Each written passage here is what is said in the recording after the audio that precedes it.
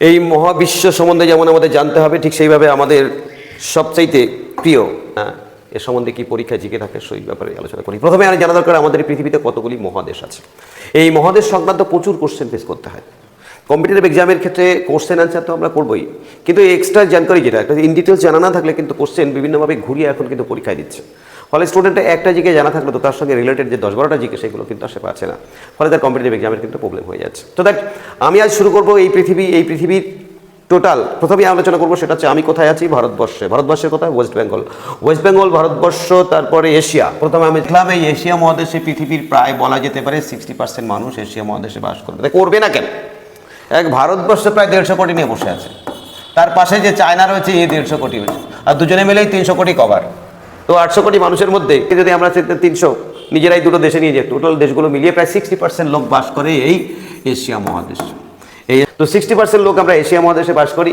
এরপরে আমরা চলে যাব যেটা দ্বিতীয় যে বৃহত্তম মহাদেশ, তার নাম হচ্ছে আফ্রিকা মহাদেশকে একটু কালো কালার দিলে ভালো হয় নাকি? আফ্রিকা মহাদেশ, কিন্তু এই আফ্রিকা মহাদেশকে বলে আমরা ডার্ক কন্টিনেন্ট। আফ্রিকা সম্বন্ধে প্রথম কোশ্চেন সেটা হচ্ছে যে আফ্রিকাকে ডার্ক কন্টিনেন্ট বলা হয়। আফ্রিকাই রয়েছে পৃথিবীর সবচাইতে কি অত্যন্ত গুরুত্বপূর্ণ একটা মরুভূমি, তার নাম হচ্ছে সাহারা মরুভূমি। আচ্ছা, আফ্রিকায় পৃথিবীর সবচেয়ে বেশি দেশ আছে। আমরা মনে করতে পারি এশিয়াটা খুব বড়, তো বোধহয় এশিয়া সবচেয়ে বেশি দেশ রয়েছে আফ্রিকা। তাহলে 1 নম্বর এশিয়া, 2 নম্বর আফ্রিকা, 3 নম্বর আমরা যাবো নীল কালারের, তার নাম হচ্ছে ইউরোপ। এটা হচ্ছে 3। এই ইউরোপ মধ্যে দেখনে में ছোটা লেকিন কম पे बहुत बढ़िया है, क्योंकि বড় বড় দেশগুলোই কিন্তু এই ইউরোপ মহাদেশেই রয়েছে। এই ইউরোপ মহাদেশের মধ্যে এই যে ইংল্যান্ড আমরা জানি সারা বিশ্বকে একদিন শাসন করতো, তার নাম হচ্ছে ইংল্যান্ড, যেখানে কোনো সূর্যাস্ত যেত না, সেসব ইতিহাস। এরপরে চলে যাবো 4 নম্বর এবং 5 নম্বর। 4 নম্বরের মধ্যে যাই, তো তার আগে বলি সেটা হচ্ছে আমেরিকা। এই আমেরিকার মধ্যে দুটো আছে, একটা সাউথ আমেরিকা আর একটা হচ্ছে নর্থ আমেরিকা। নর্থ আমেরিকার ইউএসএ এখন সারা বিশ্বের যুদ্ধ লাগিয়ে বেড়াচ্ছে, কি করবো, কিছু করার নেই। তাহলে এই একটা উত্তর আমেরিকা, এই হচ্ছে দক্ষিণ আমেরিকা। অর্থাৎ আমরা এই পর্যন্ত পেলাম কটা? এই পর্যন্ত পেলাম তাহলে 1, 2, 3, 4, 5টা মহাদেশ পেয়েছিলাম। আর মহাদেশ কোথায়? ইয়েস, अभी भी है 2 মহাদেশ। একটা আছে অস্ট্রেলিয়া। এই অস্ট্রেলিয়া মহাদেশকে আমরা অস্ট্রেলিয়ার দেশ অনুযায়ী বলি, কিন্তু এর 95% জায়গায় আছে কেবলমাত্র কোথায়? তার নাম হচ্ছে অস্ট্রেলিয়ায়। এছাড়া টুকটাক কিছু আছে, যেমন তাসমানিয়া, নিউজিল্যান্ড, ছোটো ছোটো দেশ, কয়েকটি দেশ রয়েছে, কিন্তু অস্ট্রেলিয়াকে আমরা অস্ট্রেলিয়া হিসাবেই নাম জানি। আচ্ছা, বাকি মহাদেশ তো বটে, কিন্তু সেই মহাদেশে আর লোকজন বাস করে না স্বাভাবিকভাবে, অস্বাভাবিকভাবে কিছু গবেষণাগার গেছে, তার নাম হচ্ছে অ্যান্টার্কটিকা। তো আমরা চলে এলাম 7টি মহাদেশ কভার করে, কিন্তু আমার মতে মনে হয় আরও কয়েকটা মহাদেশ শোনার চাহিদা পাইলে বেলা যে হয় যা মাদাগাস্কার। এখানে দেখো একটা তাবিস্কের মতো, মাদুলির মতো মাদাগাস্কার। আমি তো মাঝে মাঝে বলি সেটা হচ্ছে মাদুলির মতো দেখনে মে जो वो है মাদাগাস্কার। তো এটা হচ্ছে মাদাগাস্কার, এটা মাদুলির মতো দেখতে, তাই এটাকে আমরা মাদাগাস্কার বলি। এছাড়া গ্রিনল্যান্ড, যেখানে কোনো গ্রিন নেই, তার নাম হচ্ছে গ্রিনল্যান্ড। অর্থাৎ ग्रीनलैंड হচ্ছে যেখানে কোনো গ্রিন নেই, তাকে আমরা গ্रीनलैंड, আমাদের ग्रीन होने वाला है इसलिए इंतजार कर रहे हैं हम लोग, ये হচ্ছে ग्रीनलैंड। इसको भी कंटिनेंट होना चाहिए था। তো এই মিলিয়ে আমাদের 7টা, তো 7টা তোমরা দরকার করে আবার কিন্তু 7-এর সঙ্গে 2 যোগ করে 9 করে দিও না, অর্থাৎ 7টি মহাদেশ নিয়ে এগিয়ে যাবো। কিন্তু আমার কোশ্চেন এই জায়গায় কী কোশ্চেনগুলো আমাদের ফেস করতে হয় সেটা একটু জানা দরকার, কথা বলবো। এবার আমরা চলে যাচ্ছি আমাদের আজকের যেটা মূল আলোচনা, সেটা হচ্ছে দেখো এই নিয়ে ডিসকাস প্রচুর করা যেতে পারে, সে জ্ঞান তোমাদেরও আছে, কিন্তু পরীক্ষায় কি আছে, আমার এই 25 বছরের ইতিহাসে এক্সামে কী কী এসেছে সেই দিকে নজর দেওয়া দরকার। আমরা প্রথমেই চলে যাই বিভিন্ন স্টেট অর্থাৎ বিভিন্ন প্রণালীগুলির সম্বন্ধে, কী কী প্রণালী আমাদের পরীক্ষায় থাকে এদেরকে আলোচনা করি। যেটা নিয়ে এখন সমস্যা চলছে সেটা নিয়ে প্রথম কথা বলি নাকি? এই দেখো, এই যে দেশটি আছে তার নাম হচ্ছে ইরান। এই ইরানের পাশে যেটা আছে তার হরমুজ প্রণালী। এই হরমুজ প্রণালী দিয়ে তোমরা জানো যে হরমুজ প্রণালী দিয়ে কিন্তু আমাদের জাহাজ যেতে দিচ্ছে না আমেরিকা, ইসরায়েল এবং তৎসহ অন্যান্য কান্ট্রিগুলোর কিছু আছে। আচ্ছা, এরপরে আমরা চলে যাই ভারতবর্ষের সীমান্তের মধ্যে শ্রীলঙ্কার সঙ্গে যে প্রণালীটা আছে তার নাম হচ্ছে পক স্টেট। এখানে কি ভেরি ইম্পর্টেন্ট বলি কোনটা? প্রথম যেটা বলি সেটা হরমুজ প্রণালী, ভেরি ইম্পর্টেন্ট। পক প্রণালী ভেরি ইম্পর্টেন্ট। এরপরে চলে যাও মাদাগাস্কার এবং আফ্রিকার মাঝখানে যেটা তার নাম হচ্ছে মোজাম্বিক চ্যানেল, ভেরি ইম্পর্টেন্ট। এরপরে চলে আসো রাশিয়া এবং এই তাসমানিয়ার মাঝখানে যেটা তার নাম হচ্ছে ব্যাস প্রণালী, ভেরি ইম্পর্টেন্ট। এরপরে চলে যাও দুটো নিউজিল্যান্ডের দ্বীপের মাঝখানে যেটা তার নাম হচ্ছে কুক প্রণালী, ভেরি ইম্পর্টেন্ট। এরপরে আমরা চলে যাই অত্যন্ত গুরুত্বপূর্ণ, সেটা হচ্ছে এই যে বসফরাস প্রণালী, ভেরি ইম্পর্টেন্ট। এরপর আমরা চলে যাই দারদানেলিস ইন্টারডিপ, ভেরি ইম্পর্টেন্ট। এরপর আমরা চলে যাই হচ্ছে জিব্রাল্টার প্রণালী, ভেরি ইম্পর্টেন্ট।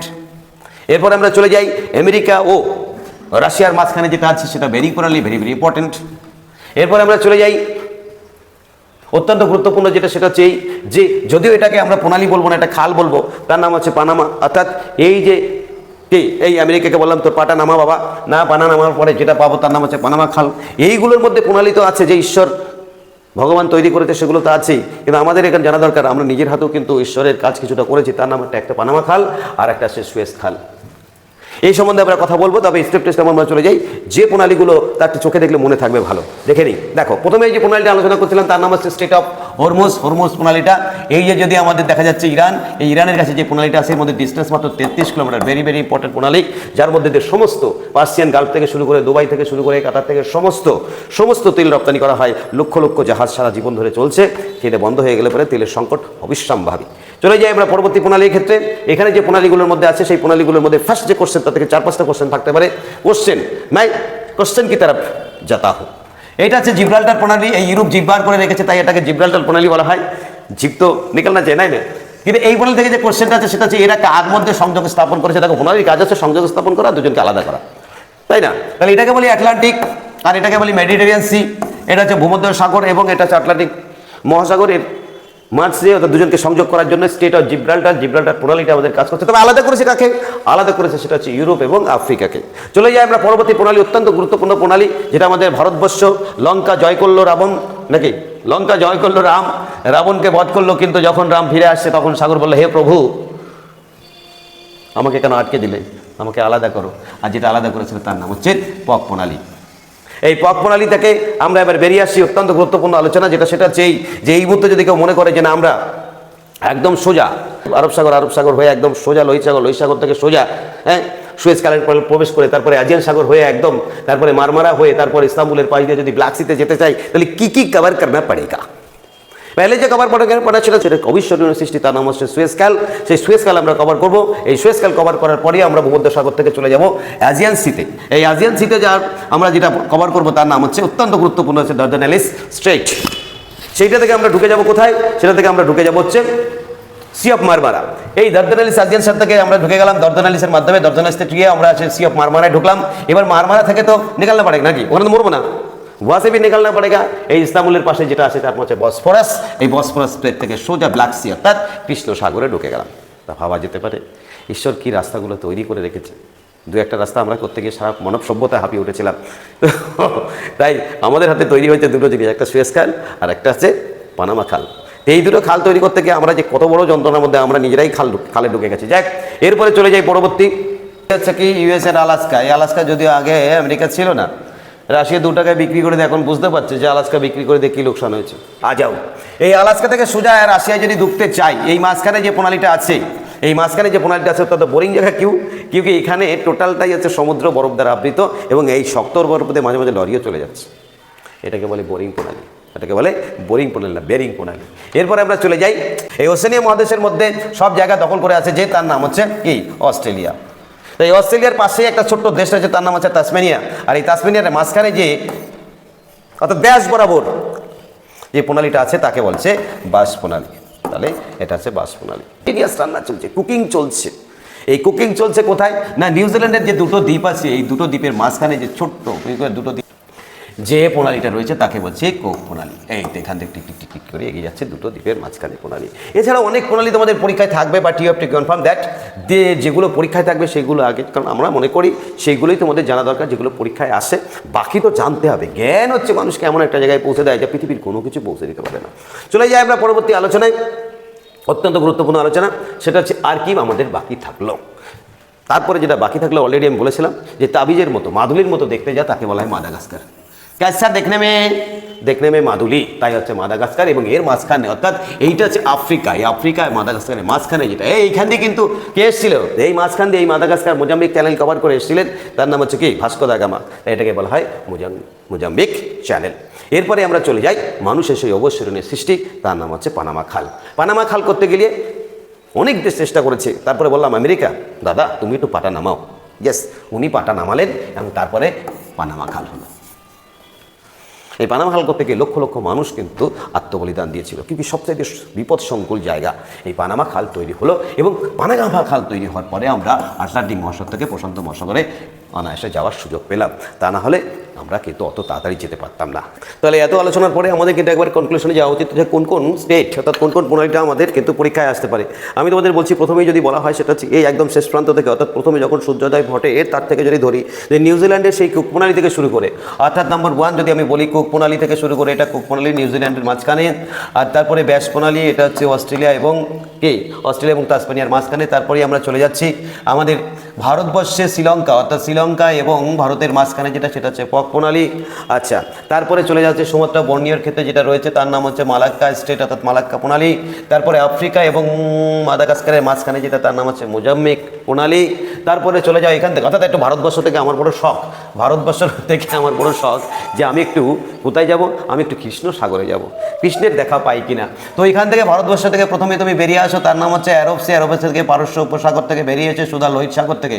এবার লোহিত সাগর থেকে যাব, লোহিত সাগরে গিয়ে ঘোরাঘুরি করে গিয়ে তারপরে লোহিত হয়ে অর্থাৎ রক্তাক্ত হয়ে বাড়ি ফিরে ছাড়া কোনো পথ ছিল না। যদি ওখানে একটা রক্তাক্ত জায়গা আজকে তৈরি করছি তার নাম হচ্ছে কি সুয়েজ খাল। এই সুয়েজ খাল যদি তৈরি না হতো আমরা বোধহয় আসতে পারতাম। এটাও জিকে সুয়েজ খাল প্রথম তৈরি করেছিলেন, তার নাম হচ্ছে ফার্দিনান্দ।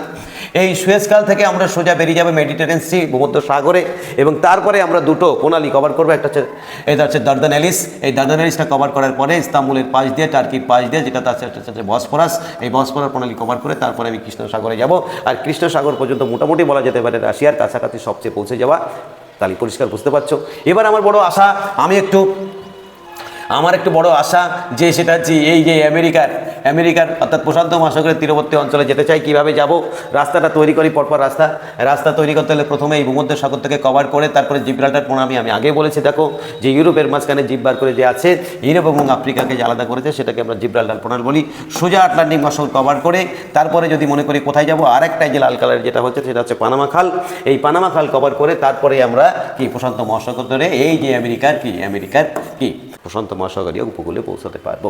তাহলে আমি যে স্টেটগুলো পরপর বললাম, তারপরে যে স্টেটটা অবশ্যই আমাদের আলোচনার বিষয় তার হচ্ছে যে এই যে ইংল্যান্ডের যে পাশের যে রয়েছে ইংলিশ চ্যানেল, বলছে ইংলিশকে রক্ষা করেছে যে চ্যানেল তার নাম হচ্ছে ইংলিশ চ্যানেল। বাহ, এটা খুব ভালো জিকে।